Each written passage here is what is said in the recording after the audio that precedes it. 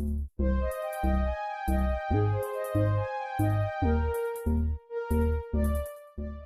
ज्यादातर fingerprint region में अभी बताऊंगा फिंगरप्रिंट रीजन क्या होता है। और फंक्शनल ग्रुप रीजन क्या है? स्ट्रेचिंग बाय स्ट्रेच ज्यादा एनर्जी लेती है हायर वेव नंबर कान को खींचने में ज्यादा एनर्जी लगती है। तो ज्यादा एनर्जी लगेगी तो ज्यादा वेव नंबर और आएगा। बस सारी का नाम दे दो, सारी का नाम तो दे दो। तो स्ट्रेचिंग जो वाइब्रेशंस होंगे स्ट्रेचिंग उसमें ज्यादा एनर्जी इन्वॉल्व होती है, ज्यादा वेव नंबर। बेंडिंग वाइब्रेशन बहुत ज्यादा यूजफुल नहीं होते हैं, वो सुपर इम्पोज करने के लिए स्टैंडर्ड लैंग्वेज में कोई आईआर स्पेक्ट्रा है, आईआर स्पेक्ट्रा है। तो अगर आपके स्टैंडर्ड आईआर स्पेक्ट्रा है तो सर से पूछिएगा कि अगर आपका कंपाउंड है और आप आईआर में एनालिसिस कर रहे हो तो जब सुपर इम्पोज करने की बात आती है फिंगरप्रिंट रीजन इसलिए बहुत कॉम्प्लेक्स स्ट्रक्चर होता है बेंडिंग, क्योंकि बहुत सारे वाइब्रेशनल बेंडिंग वाइब्रेशन स्पेक्ट्रा मिलते हैं तो आप इजी इंटरप्रेट नहीं कर सकते, तो उसको सुपर इम्पोज करते हैं। जैसे कि आपका फिंगरप्रिंट जब आप कोई क्राइम करता है तो उसका फिंगरप्रिंट मैच करते हैं ना, हॉलीवुड की मूवी में देखो।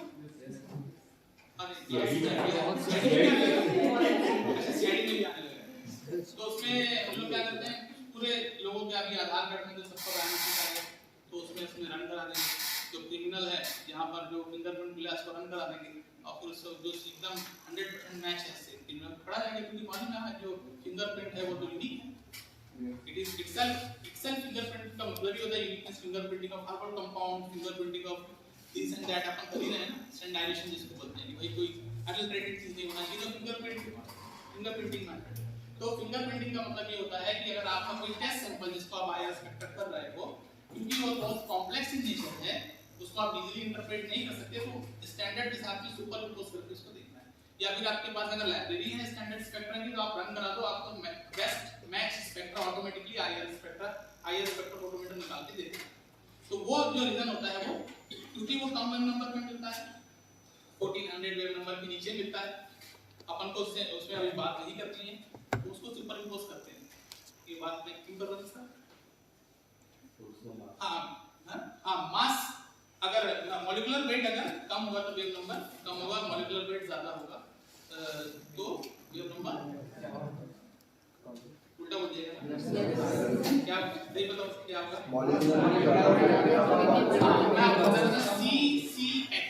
CCH और CC स्ट्रेच, CCH ठीक है, और CC में कौन कम वेव नंबर पे मिलेगा? CC क्यों? क्योंकि मॉलिक्यूलर वेट ज्यादा है, और CCH कम में मिलेगा क्योंकि CH का मॉलिक्यूलर वेट कम है। क्लियर है? ये बहुत इंपॉर्टेंट है, आप इसको देख लो। आप मैंने जितनी बात बोली आपको यहाँ लिखा हुआ दिखेगा, वो बहुत इंटरेस्टिंग होते जाएगा आपके समझ में। CC 1000 wave number, CCH 2900। मैं सही था? क्यों सही था? CC हाई मॉलिक्यूलर वेट ठीक है, कम वेव नंबर। CCH ये CH है ना, इसको ये मत सोचना, ये इसका नंबर है CCH 2900। अच्छा ये तो बात होगी इनकी। चलो अभी अपन CC और CCH की बात होगी, मॉलिक्यूलर वेट समझ में आ गया आपने। अब आप बॉन्ड लेंथ की बात है, बॉन्ड नंबर की क्या बोलते हैं इसको, नंबर ऑफ बॉन्ड्स की बात करते हैं। Single bond 1000, double bond 1600, triple bond 2200। ये भी अपन ने पढ़ लिया। ट्रिपल बॉन्ड में ज्यादा एनर्जी इन्वॉल्व होगी तो ज्यादा नंबर से मिलेगा, ठीक है? क्लियर है? तो यहाँ पर आपको दोनों चीज जो मैंने बोली कि मॉलिक्यूलर वेट और बॉन्ड स्ट्रेंथ ये दोनों का क्या इफेक्ट हो रहा है वेव नंबर पे वो आपको दिख रहा है। मैंने दो चीज आपको क्या बोली थी, मॉलिक्यूलर वेट CC और CCH में आपने देख लिया, और दूसरा मैंने bond number, single bond, double bond, triple bond. किसी बॉन्ड स्ट्रेंथ ज्यादा है इसमें इन तीनों में, ठीक है ना? फिर डबल बॉन्ड, फिर सिंगल बॉन्ड, सबसे ज्यादा इसकी है, सबसे ज्यादा वेव नंबर। ये बहुत इंपॉर्टेंट पीस है, इसको आप नोट डाउन कर लीजिएगा, ठीक है ना? क्योंकि मैं भी पूछूंगा आपसे लास्ट में जितने बैठने के लिए इसलिए नोट कर लीजिए, ठीक है ना? ओके ये समझ गए तो आप समझ जाओगे। ये थोड़ा सा और बेटर अंडरस्टैंडिंग के लिए क्या है इसमें देखो, यहाँ से यहाँ आने में आपको क्या चेंज दिख रहा है, क्या कांस्टेंट है, कार्बन कार्बन से क्या चेंज हो रहा है, बस ये चेंज हो रहा है। अगर यहाँ से यहाँ आ रहे हैं तो मॉलिक्यूलर वेट बढ़ रहा है कि घट रहा है, बढ़ रहा है सर, बढ़ रहा है। वेव नंबर क्या होना चाहिए, कम होना चाहिए, कम होना चाहिए, कम हो रहा है, कम हो रहा है, कम हो रहा है, मतलब अपन सही चल रहे हैं ना। ओके क्लियर है, आगे बढ़े। इसको नोट मत करना, मैंने सिर्फ वो जो सिंगल बॉन्ड डबल बॉन्ड बोला था ना वो बहुत इंपॉर्टेंट ठीक है, बाद में बताऊंगा ठीक है। ये स्ट्रेचिंग बेंडिंग वाइब्रेशंस के टाइप्स हैं, ये सीक्वेंस है।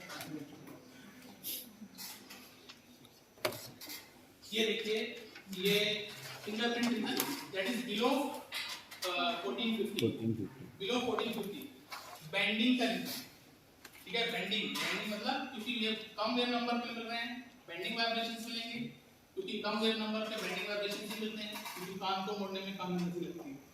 अब कान को खींचेंगे कान को तो फिर ज्यादा एनर्जी लगेगी, तो वो जो है फंक्शन जो मिल रहा है वो होता है आपका 4000 से 1450 के बीच। ठीक है, मैंने इसलिए बता दिया कि आपको बस ध्यान में रहे, वक्त ये बताना मेरा पसंद है, ठीक है। आपको जितने भी इंपॉर्टेंट वेव नंबर्स मिलेंगे फंक्शनल ग्रुप के वो आपको मिलेंगे किस रीजन पे, 1450 से लेकर के 4000 वेव नंबर पे, जो कि स्ट्रेचिंग वाइब्रेशंस के होंगे। इसके नीचे कॉम्प्लेक्स स्पेक्ट्रा होता है दैट इज बेंडिंग वाइब्रेशन से मिलता है, जो कि कम वेव नंबर पे वो कॉम्प्लेक्स होता है, उसको बड़ी मुश्किल से आप देख पाते हो, उसको सिंपल इम्पोज करना पड़ता है। इसलिए उस रीजन को क्या बोला जाता है, फिंगरप्रिंट रीजन। क्या बोलते हैं, ओके। यहां से आपका असली प्रेजेंटेशन चालू होता है, तो सिर्फ बेसिक कॉन्सेप्ट के लिए, ठीक है। ओके, इसको नोट डाउन कर लीजिए, इसको नोट डाउन करना बहुत जरूरी है। This is zone 1 for the better understanding of IR spectra. Usually we divide IR spectra into 5 zones. This is zone 1. Okay, so whenever you have any IR spectra you have to first go to these zones, you have to focus on these zones whether we are getting some sort of vibration in this zone or not. Okay, suppose if you are having an IR spectra which have the specific band on this zone, then you can expect OH, ठीक है, you can expect NH, you can expect C triple bond CH, ठीक है, हिंदी में ही बोलता हूँ मैं, ठीक है। आपको अगर इस जोन 1 में कोई स्पेक्ट्रा मिल रहा है तो आपको ये फंक्शनल ग्रुप मिलने के चांसेस बहुत ज्यादा होते हैं, क्लियर है। कौन कौन सा, OH जैसे कि अगर फिनॉल होगा या फिर कोई एलिफेटिक अल्कोहल होगा तो आपको यहाँ पे पीक मिलेगी। ये बहुत इंपॉर्टेंट पीक है क्योंकि यूजुअली कहीं ना कहीं OH इन्वॉल्व होता है केमिकल रिएक्शंस में।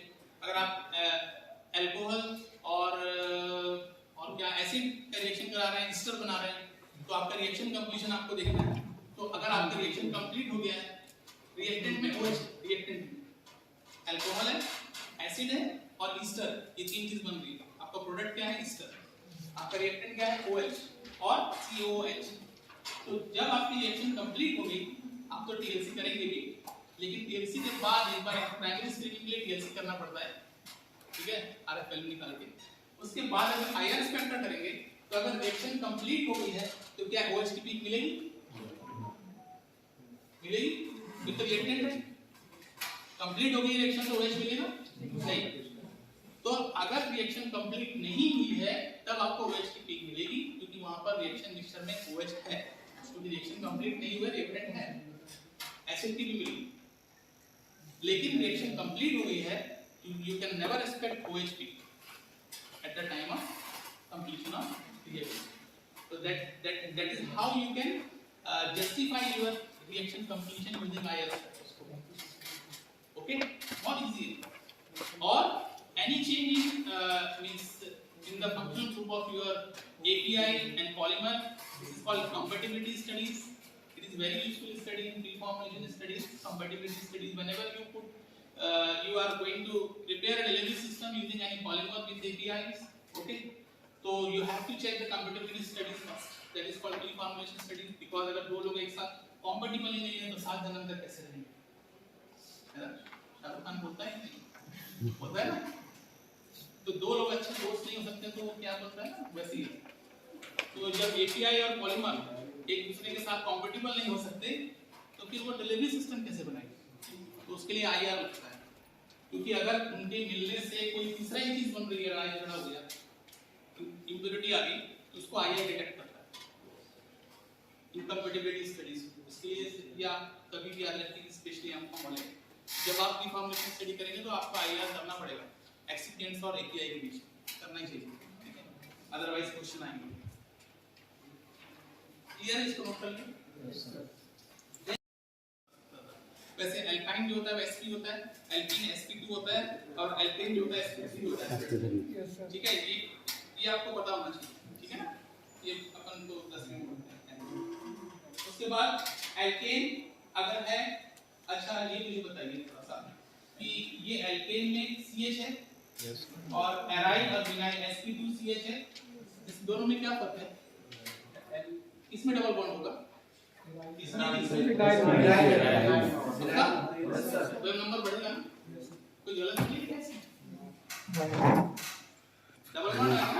Yes sir. भाई इसमें क्या फर्क है? सिंगल बॉन्ड और डबल बॉन्ड का? यस। sp3 और sp2 में क्या फर्क है? सिंगल बॉन्ड और डबल बॉन्ड। तो जब ये डबल बॉन्ड यहां आ रहा है तो आपने पहले ही पढ़ चुके हो, क्या होगा? दो नंबर बढ़ेगा, डबल बॉन्ड बढ़ रहा है ना? Whenever you have any means saturated chain of alkene like methane, ethane, butane, propane without any double bond, you will never find any peak above 3000. आप देखिए यहाँ पर 3000 से ऊपर कुछ भी आपको नहीं मिलेगा। अगर आपका जैसे कि एल्केन है, एल्केन में क्या ले सकते हैं आप? इथेन ले सकते हो, प्रोपेन ले सकते हो, ब्यूटेन ले सकते हो, क्योंकि नॉर्मल चेन कंपाउंड है, CnH2n+2 इसका फार्मूला, ठीक है? वहां पर आपको कोई भी पीक 3000 से ऊपर नहीं मिलेगी। अगर 3000 से ऊपर कुछ नहीं मिल रहा है, इसका मतलब आप उसको बोल सकते हैं सर ये सैचुरेटेड एल्केन है। तो पता था क्या पहले से? नहीं ना? तो 3000 से ऊपर अगर कुछ नहीं मिल रहा है तो आप आंख बंद करके बोल सकते हो, आंख बंद करने से नहीं दिखेगा, आंख खोल के बोल सकते हो कि ये 3000 से ऊपर कुछ नहीं दिख रहा था, ये नॉर्मल सैचुरेटेड एल्केन है, ठीक है? 3000 से ऊपर में कहां कुछ नहीं हो रहा, ठीक है? तो यहां पर ये 3000 के ऊपर चला गया, कौन सा sp2। जब जैसे ही एल्केन से एल्कीन हो गया, ब्यूटेन से ब्यूटीन हो गया, तो आपको पीक 3000 के जस्ट ऊपर शिफ्ट हो जाएगी, 3100 के आसपास, 3100 के आसपास, ये याद रखना, ठीक है? देन कार्बोक्सिलिक एसिड की पीक यहां मिलती है 35 स्ट्रांग ब्रॉड। तो मैंने आपको एक एग्जांपल बताया था, एक रिएक्शन मिक्सचर में अल्कोहल और एसिड बताया था मैंने आपको, तो अल्कोहल के ये सिर्फ एग्जांपल के तौर पर बता रहा हूं। अल्कोहल की पीक आपको कहां मिलेगी? कौन सी नंबर पे? यहां पे 36 200। और यहां पर एक तो आपका ये था रिएक्शन मिक्सचर, दूसरा एग्जांपल में क्या था? एसिड था। कहां से मिलती है? 3000 से 2500 के बीच में स्ट्रांग पीक। ये सारी जो ब्रॉड पीक मिलती है ना, that is due to hydrogen bonding, क्योंकि OH में हाइड्रोजन बॉन्डिंग होती है तो ब्रॉड पीक मिलती है इस वजह से, क्योंकि डिफरेंट एनवायरनमेंट मिलता है OH, ठीक है ना? H2 वाटर के साथ में रिएक्ट करके, तो हाइड्रोजन बॉन्डिंग की वजह से ये सारी आपको ब्रॉड पीक मिलती है, ठीक है? तो यहाँ पर कार्बोक्सिलिक एसिड और अल्कोहल को पहचानना बहुत ही आसान है, क्योंकि अल्कोहल को आपको देखना है तो आप कौन से जोन में देखेंगे? 3400 के आसपास ब्रॉड पीक मिलेगी, ठीक है? और एसिड को देखना है तो ब्रॉड पीक मिलेगी, क्योंकि एसिड में भी हाइड्रोजन बॉन्डिंग होगी, C double bond O COH होता है ना, तो वहां पे हाइड्रोजन बॉन्डिंग मिलेगी, इसलिए उसको भी ब्रॉड पीक मिलती है। तो दोनों में ही OH होता है, इसलिए ब्रॉड पीक मिलती है। क्लियर है? यहां पे किसी को कोई डाउट तो नहीं? देन जोन 3, इसमें आपको देखो कि ये ट्रिपल बॉन्ड है, तो डबल बॉन्ड से ऊपर जाएगा ना ये? Yes sir. सिंगल बॉन्ड से तो ऊपर है ही, तो ये डबल बॉन्ड से ऊपर गया, ऐसे डबल बॉन्ड से ऊपर गया। अच्छा ये क्यों ऐसा हुआ? यहाँ पर CH था, ठीक है, मॉलिक्यूलर वेट कम था, अब ये CC आ गया, CC आ गया ना, मॉलिक्यूलर वेट बढ़ गया, तो C डबल बॉन्ड C की पीक कहाँ मिलेगी? 2260 2100। ये बहुत इंपॉर्टेंट पीक्स है, याद रखिएगा। C ट्रिपल बॉन्ड C की जो पीक होती है बहुत इंपॉर्टेंट पीक है, आपको बताऊंगा। ये कंफर्मेटरी पीक्स होती है। कंफर्मेटरी पीक क्या होती है पता है? अगर मैं बोलूं कि इस कमरे में मेरे को कोई एक लड़का है 6 फीट का है, उसको उठा के लाओ, ठीक है? इसको उठा लिया मेरे को उठा लिया है ना। हाँ लोकेश सर वो भी है। लोकेश सर तो ये तो आप दोनों को उठा के लेना पड़ेगा। अभी आप कंफ्यूज हो जाओ कैसे उठाओगे। अगर मान लो आप मुझे उठाना है इनको उठाना है कैसे उठाओगे फिर आप क्या बोलोगे। सर वेट देख लेंगे। आगे दूसरा रेडिएशन चाहिए। हाँ कंफर्म इसे चाहिए बोले जिसकी दाल में मेरा मस्सा है ना उसको उठा ले 6 मिनट का तो है ये भी होना चाहिए साथ में। दैट इज कॉल्ड कंफर्मेटरी कि चलो ये पिक तो मिल रही है साथ साथ में ये भी होनी चाहिए तभी कंफर्म होगा। That is called confirmatory peak जिसको हम कंफर्मेटरी पिक बोलते हैं। आप देखिए इस जोन में अच्छा अभी मैं आपको कंफ्यूज नहीं करता इसको नोट डाउन करो अभी बहुत क्वेश्चन आएंगे ये कार्बोनिल कंपाउंड है बेटा आप याद नहीं रख सकते ज्यादा नहीं याद नहीं रख सकते तो इसको हम नोट डाउन करके रखिए क्योंकि आयरन इंटरप्रिटेशन बहुत कम लोग को याद है तो आपको कोई ना कोई बुक्स देखनी पड़ेगी और फिर बढ़िया राजा बहुत कम लोग होते हैं एक कुंवर साहब को भी देखो इसको भी देखो जब कोई जैसे आप जूनियर लेकर आए उसके पास गए लोग बहुत एक्सपर्ट हैं कि जब आया अभी हम लोग बच्चा आ जाता है ये भी चलेगा सर इसमें क्या ऐसे देखेंगे अरे ऐसे छोटी मोटी प्रॉब्लम हमारे पास मत लाएगा होगा ना बोलेंगे ना इसमें कोई क्षेत्र लोग इतना भी नहीं पता अरे ये तो एरोमेटिक कंपाउंड है तुमको इतना भी नहीं पता है। तो इसमें सबसे इंपॉर्टेंट चीज है जो C double bond O carbonyl compound बहुत ज्यादा कंपाउंड्स में होते हैं मगर सबसे इंपॉर्टेंट कैरेक्टरिस्टिक चीज जो है जो यहाँ सबसे इंपॉर्टेंट है वो है ओवरटोन्स। क्या चीज ओवरटोन्स जो कि एरोमेटिक कंपाउंड का कैरेक्टरिस्टिक फीचर है। एरोमेटिक कंपाउंड जहाँ आपको बेंजीन रिंग दिखेगी वहाँ ओवरटोन्स दिखेंगे। अब वो ओवरटोन्स क्यों मिलते हैं उसके अगर अंदर जाऊंगा तो 1 घंटा उसमें लगेगा। उसमें आप देखेंगे डबल बॉन्ड और सिंगल बॉन्ड मूवेबल रहता है। कैकुलेट आपने स्ट्रक्चर पढ़ा कैकुलेट डबल बॉन्ड सिंगल बॉन्ड कैसे चेंज होती है पोजीशन ठीक है। तो उस ओरिएंटेशन की वजह से यहाँ पर डिफरेंट ओवरटोन्स मिलती है। गिटार में जब आप एक स्ट्रिंग बजाते हो तो दूसरा स्ट्रिंग अपने आप बजता है ना तो दैट इज ओवरटोन। तो वहां पर ओवरटोन आपको मिलेगी। ये this is the characteristic feature of aromatic compound. ये याद रखिएगा जब आपको एरोमेटिक और एलिफेटिक में डिस्टिंग्विश करना है तो ये ओवरटोन्स बहुत ज्यादा इंपॉर्टेंट मेजर रोल प्ले करता है।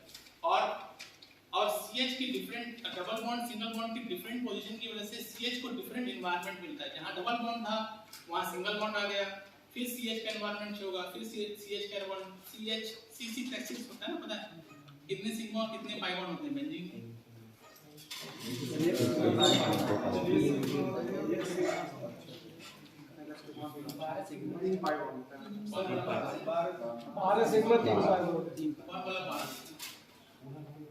बोलो ना सही बोल रहा कैसे कैसे 12 सिग्मा तो हाइड्रोजन भी है ना सर कार्बन CH2 12 सिग्मा होते हैं। हां भाई 10 ये इंटरव्यू में ये क्वेश्चन पूछता तो 6 ही बोलते हैं CH को पूछा तो CH में सिंगल बॉन्ड और डबल बॉन्ड क्योंकि ओरिएंटेशन चेंज होता है उसमें इस वजह से CH को डिफरेंट एनवायरनमेंट मिलता है।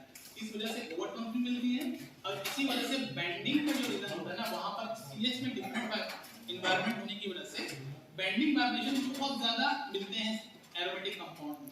तो वो रीजन आपको बहुत बिजी होगा बहुत कॉम्प्लेक्स दिखेगा क्यों due to the different environment of CH bonds and bending vibrations ठीक है। due to this reason you can expect a very busy spectra in fingerprint region in aromatic compound with overtones भी मिलेगी और यहाँ busy spectra भी मिलेगा। कहाँ पर कम वेव नंबर पे क्योंकि बेंडिंग है फिंगरप्रिंटिंग रीजन पे आपको बहुत ज्यादा busy spectra मिलेगा ठीक है और ओवरटोन भी मिलेंगे। तो ये कैरेक्टरिस्टिक फीचर है अभी मैं पूछूंगा कंपाउंड में ठीक है कि एरोमेटिक कंपाउंड जैसे ही आएगा आपको ओवरटोन भी दिखेगी और बेंडिंग रीजन पे आपको बहुत कॉम्प्लेक्स स्पेक्ट्रा मिलेगा वो आपको पहचानना है। बेंडिंग नहीं बेंडिंग क्या अगर आप हकल में पढ़े होगे ना हकल तो अगर सिंगल मतलब रिंग है डबल रिंग है तो सारे एरोमेटिक हो सकते हैं इसमें भी तो कितने पाई इलेक्ट्रॉन डिपेंड करता है वो आपको सर। तो जो नॉन फंडामेंटल जितने भी कपलिंग हो गई चाहे ओवरटोन्स हो गए तो रीजन जो है 1400 टू 1415 से लेस देन ही होना चाहिए या फिर ये ओवरटोन्स आपको 1950 1750 से 1950 के 1950 छोटी छोटी ओवरटोन्स मिलेंगी। स्पीड ब्रेकर इसके लिए सभी नॉन फंडामेंटल वाले रहेंगे जो हमारे मतलब जो टोन्स आती है, जो बैंडिंग आती है, जो हमारी यूज की नहीं होती है। फिंगरप्रिंट रीजन में हाँ, फिंगरप्रिंट रीजन हाँ, में मिलेगा कॉम्प्लेक्स स्ट्रक्चर, आप उसको इंटरप्रेट नहीं कर सकते। लेकिन अगर फिनॉल है तो कर सकते हो ना। बेंजीन रिंग के साथ अगर फिनॉल जुड़ा है, फिनॉल भी एरोमेटिक है, मगर वहां पर ओवरटोन्स मिलेगी, बेंडिंग में बिजी मिलेगा, लेकिन ओएच भी मिलेगा। तो आपका फंक्शनल ग्रुप रीजन में ओएच मिल जाएगा और ओवरटोन्स और बिजी स्पेक्ट्रा से आप एरोमेटिक पहचान लो। तो आपको एलिफेटिक अल्कोहल और एरोमेटिक फिनॉल में, फिनॉल ही बोलते हैं ना सीधा, फिनॉल में और एलिफेटिक अल्कोहल में आप इजीली डिस्टिंग्विश कर पाओगे। क्यों? क्योंकि स्पीड ब्रेकर मिलेंगे, ओवरटोन्स और बेंडिंग रीजन में आपको कॉम्प्लेक्स वाइब्रेशन मिलेगी, ठीक है, बेंडिंग वाइब्रेशंस मिलेंगे, प्लस OH भी मिलेगा। तो OH से कंफ्यूज नहीं होना है, वो एलिफेटिक का भी OH हो सकता है, लेकिन एलिफेटिक OH होगा तो अभी बहुत सारी चीजें आएंगी, अभी बता। एल्कीन का C double bond C, aromatic C double bond C, ठीक है, ओके। नाउ अब थोड़ा जल्दी देखना, मैं फटाफट स्लाइड पर दूंगा, ठीक है। CH एल्केन, मैंने क्या बोला था, 3000 के नीचे, 3000 के नीचे सैचुरेटेड एल्केन है, ठीक है, ये 3000 के नीचे, ठीक है, क्लियर। आगे बढ़ूंगा, ये किसका स्पेक्ट्रा है वो यहां दिखेगा, ऑक्टेन। 3000 के ऊपर कुछ दिख रहा है क्या? देन 3000 के ऊपर कुछ आया, यहां पर डबल बॉन्ड आ गया, डबल बॉन्ड आप देखेंगे C डबल बॉन्ड CH कहां पे मिलता है, 3300 के आसपास, आपने लिखा होगा 3100 के आसपास। C सिंगल बॉन्ड CH 3000 के नीचे, C डबल बॉन्ड CH 3000 के जस्ट ऊपर। तो यहां पर आपको दिख रही है कि दैट मींस ये एल्कीन हो गया, OH में इसको दिख ही रहेगा, दिख रहा है, दिख रहा है। तो ये क्या हो गया, ये कंपाउंड मैंने आपके लिए बनाया, धीरे से मैं हटा दूंगा इसको, ठीक है ना। नेक्स्ट 3-4 स्लाइड बाद हट जाएगा, ठीक है।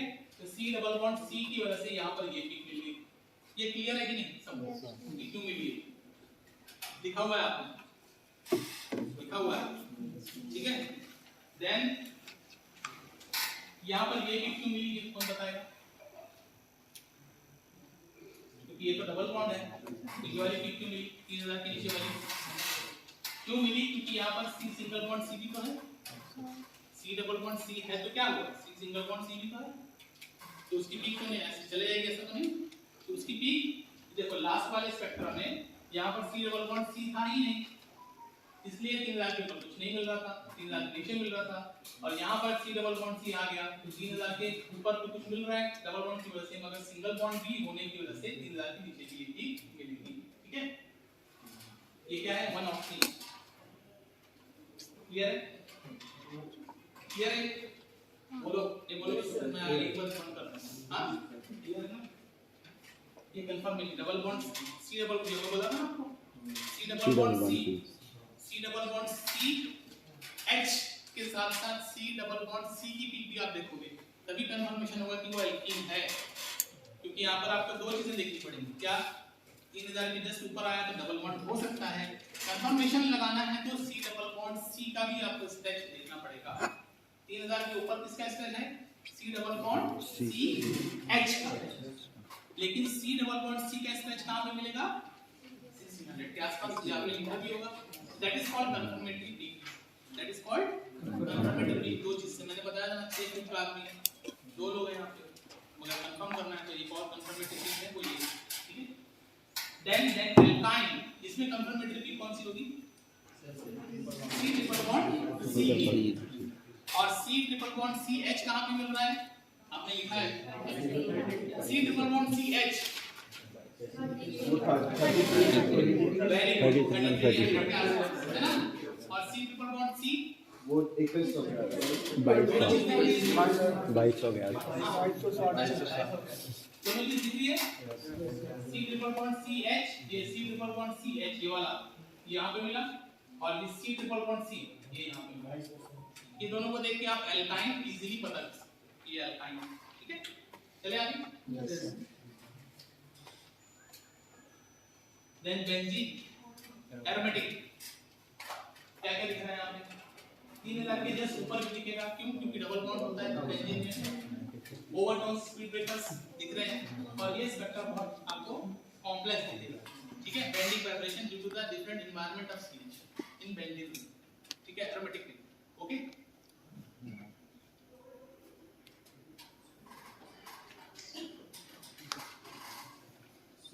यस, एलिफेटिक OH कंपाउंड लिखा हुआ है एलिफेटिक OH, आप इसको पहचान सकते हो आप इजीली। इसमें ओवरटोन्स हैं क्या? ये फिनॉल तो नहीं है? फिनॉल तो नहीं है? फिनॉल तो नहीं? एलिफेटिक, वेरी गुड, क्या बात कर रहे हो, फिनॉल तो एरोमेटिक है ना, ऐसा पूरा बोला करो। ये तो कहीं यहाँ पर ओवरटोन्स मिल रही है क्या? नो सर, तो यहाँ पर फिनॉल होने का चांस ही नहीं, वेरी गुड, इसने भी बोला, सही बोला, ठीक है ना। और ये स्पेक्ट्रा भी यहाँ पर ज्यादा कॉम्प्लेक्स है नहीं, ठीक है। और यहाँ पर ब्रॉड पीक OH की मिल रही है, इधर है बिल्कुल। लेकिन एक चीज और है क्या कि 3000 के ऊपर भी कुछ नहीं है, ये 3000 के नीचे, क्योंकि यहाँ डबल बॉन्ड है क्या? नहीं, तो 3000 के नीचे और OH पीक मिल रही है, दैट मींस ये एलिफेटिक अल्कोहल, दैट इज ये एलिफेटिक अल्कोहल, मतलब यहाँ पर कहीं भी डबल बॉन्ड नहीं, ठीक है। एरोमेटिक OH तो नहीं है।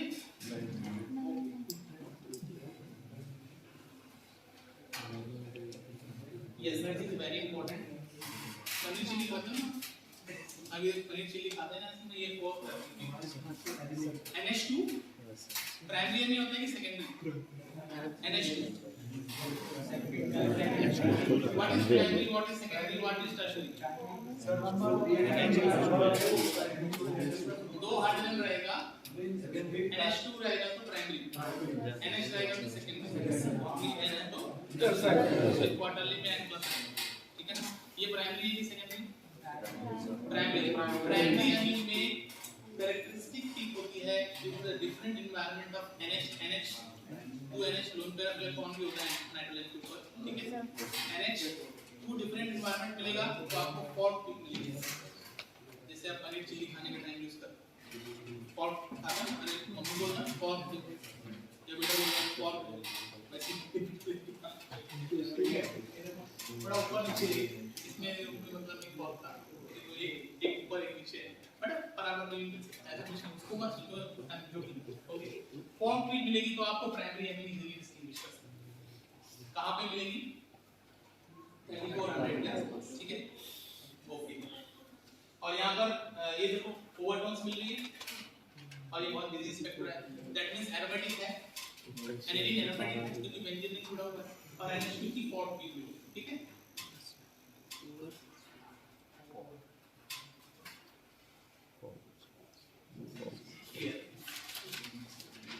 हाँ, यहाँ पे क्या फर्क है? पहले वाले से इसमें क्या फर्क है? पहले वाला जो था वो प्राइमरी थी, अब वो चीज होगी सिंगल। क्यों सिंगल में? क्योंकि NH2 से यहाँ पर क्या आ गया? NH, तो NH में फोर्थ पीक सिंगल पीक में चली गई, ठीक है। ये मगर यहाँ पर एक और चीज है, यहाँ पर एक और पीक मिलती है, कौन सी वाली? C double bond C H मिलती है यहाँ पर। आप कंफ्यूज हो जाओगे, कंफ्यूजन है कि नहीं? C डबल बॉन्ड CH कहाँ मिल रही?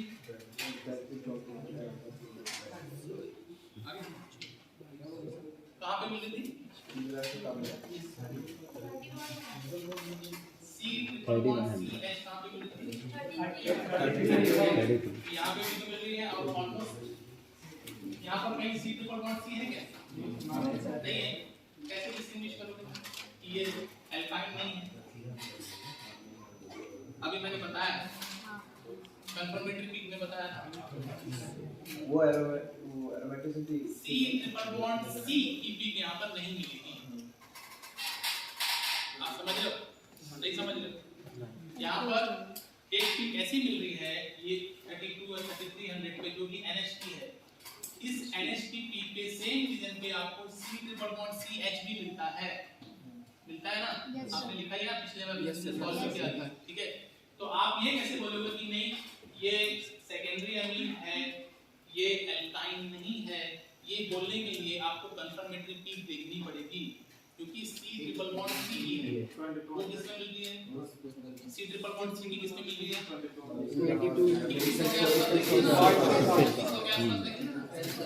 आप लोग देख लो नोट डाउन किया 2200 यहाँ पर नहीं 2200 में भी नहीं दैट मींस ये अल्काइन नहीं है, ठीक है। 6 फीट का आदमी जरूर है मगर यहाँ मस्ता नहीं है उसके। आप वो सर को ढक के जाना। तो यहाँ पर कंफर्मेशन की एक इंपॉर्टेंट रोल प्ले करती है। आपको ये बहुत कॉम्प्लेक्स रेयर केसेस होते हैं ऐसे, आप इजीली अगर कंफर्मेशन आप कर सकते हो तो बहुत इजीली आप हो जाएगा, ठीक है। अभी क्लियर है नहीं बेटा, आपको क्लियर है कि मैं थोड़ा सा आम बाबू कम्युनिकेशन में रीड कर लेता हूँ तो मुझे ऐसा लग रहा है थोड़ा सा पजल तो नहीं होने वाला, ठीक है। वेरी मैं छोड़ रहा हूँ।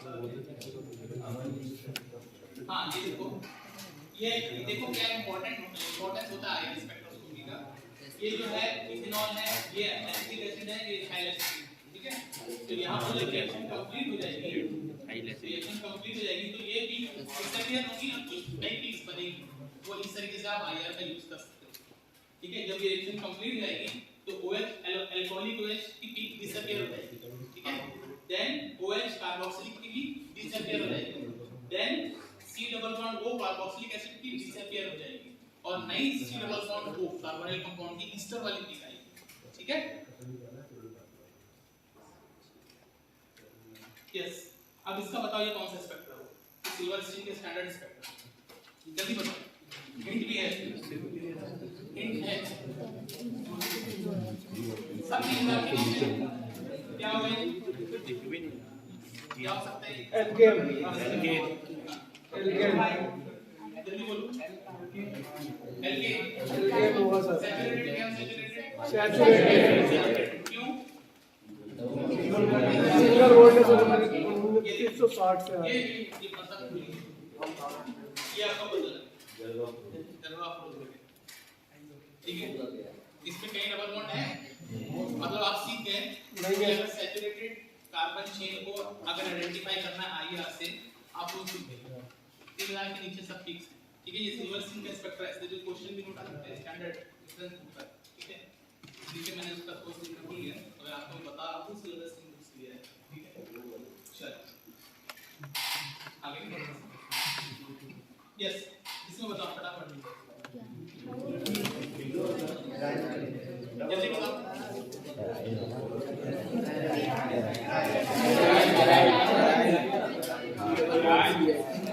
C सिंगल बॉन्ड CH के साथ साथ C डबल बॉन्ड CH भी है ना। मतलब कि एल्केन के साथ साथ एल्कीन भी है। जलवा अप्रोच करें, ठीक है। मतलब आप सिल्वर स्ट्रिंग के स्पेक्ट्रम पढ़ पा रहे हैं ना अभी, ठीक है बेटा। मैं बहुत शॉर्ट में कर रहा हूं, I am very sorry for that. अगर मेरे पास 3 घंटे होते तो मैं आपको बहुत अच्छे से समझाता हूं, तो मेरी मजबूरी है कि मेरे को जल्दी खत्म करना है। फिर भी मेरी कोशिश है कि आप समझ जाए, ठीक है। हां ये बताओ, जल्दी बताओ, मैंने इसमें किया हुआ है जो इनका नहीं होगा डबल बॉन्ड बैक के ऊपर एल्केन के साथ भी अल्कोहल दो है।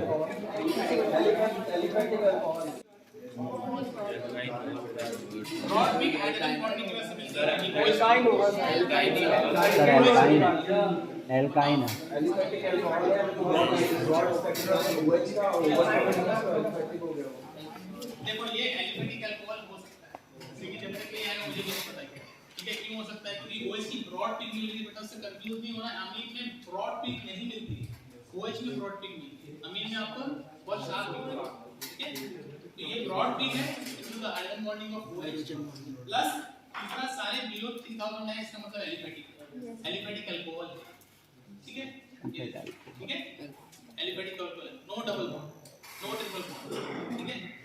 नेक्स्ट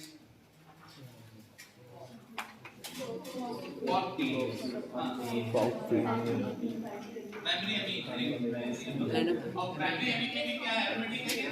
एरोमेटिक तो नहीं है, एनिलीन तो नहीं है ना, एनिलीन तो नहीं है, एनिलीन समझते हैं एनिलीन के साथ then what can be this compound? Aliphatic primary amine. अब आप सीख गए, अभी मेरा पर्पस सॉल्व हो गया, ठीक है। Thank you so much. Next what is this? अब इसको पढ़ लिया मतलब छोटा to confirmation could be triple bond.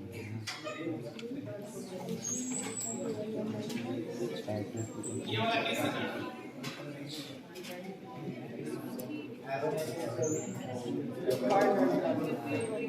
below 2000.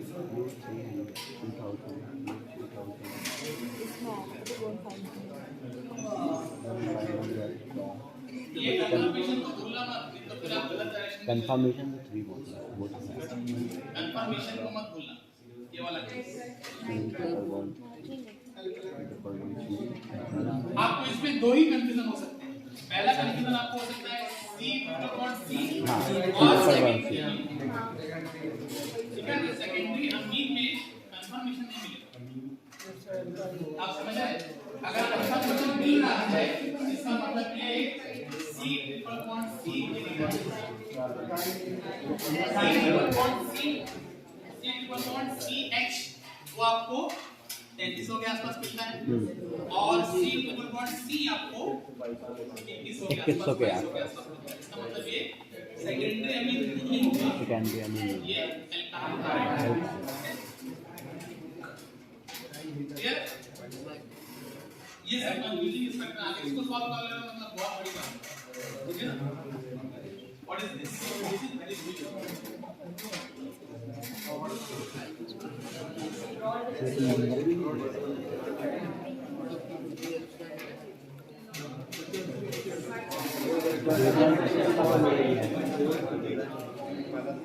Clear? क्या है? अल्कोहल है वो छोटा सा है तो यहाँ पर एंड करते हैं, ठीक है? अच्छा मैं आपको लास्ट वाली स्लाइड में लिखूंगा, अभी बहुत सारी स्लाइड्स हैं इनको वादा किया था।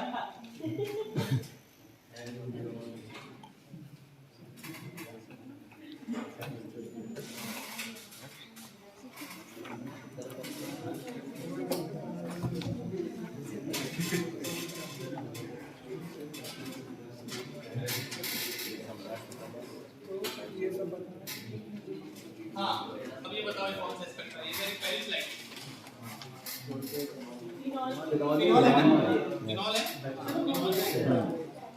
अब इसको पढ़ता है and that is your learning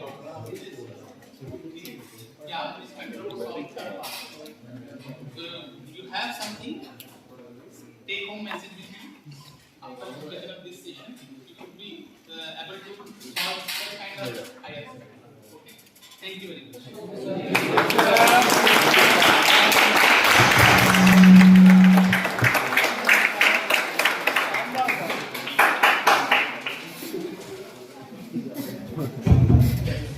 session के अंदर मेरे हाथ में बचे हैं ज़्यादा तारीफ करने के लिए। So actually we are running very short of time. So first of all, my heartfelt thanks to my dear friend Professor Dr. Ijazuddin sir, who in a very short time gave us an excellent lecture on the interpretation of Ayar spectra. And I know the students who have made it a point to not go to the lecture have actually learned a lot. And the students who could actually make it might understand the message when I said कि कुछ अच्छा सीखने को मिलेगा, which I mentioned in my WhatsApp message to you. So thanks a lot Ijaz sir, thank you very much, because actually Ijaz sir has come to us from Delhi yesterday night. He was at Jamia Millia Islamia, Jamia Hamdard, sorry, and he was there for a lecture at Jamia Hamdard, and today he has to take PhD Viva at RDC at Mansoor Global University.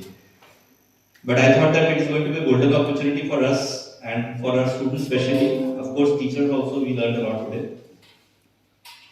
So I thought, why not to rope in Ijaz sir from Vishal Gupta sir, and I asked him to come over, and he graciously accepted our invitation in a very short span of time, though we were planning this lecture for quite a long time now. But from the bottom of my heart and from the side of Sage University, I thank you, Dr. Ijaz. Let us clap him.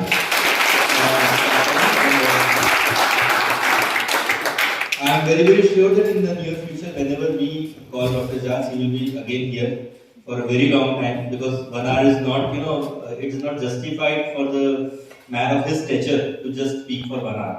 I think if we allot him 1 week complete, that is going to be, still he will have a lot to share. And his research speaks a lot about him. So thank you, Jas sir, once again, and I request Professor Sengar sir to please hand over the memento to Dr. Jas. And yeah. I just want to thank the student present in this session because you are so disciplined, and you are actually. I just want to appreciate your concern that you know better that what is you are going to have after the completion of this session. So you are so kind. You are very patient during the entire session, and you are so disciplined. Thank you very much. So I request you also to please take the photo. And I request all the faculty members to come forward. We will have a sample. All the faculty members सामने आ जाइए. एक फटाफट एक photo session होगा. सरिया Alia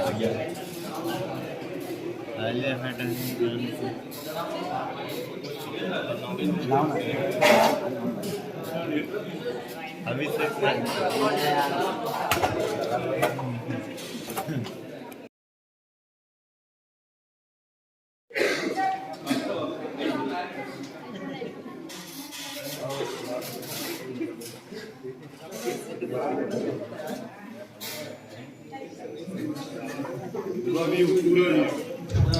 So thanks to all the students, all the faculty members for your kind concern. I request you all to please head back to classes because Jas sir has to be budgeted. Thank you.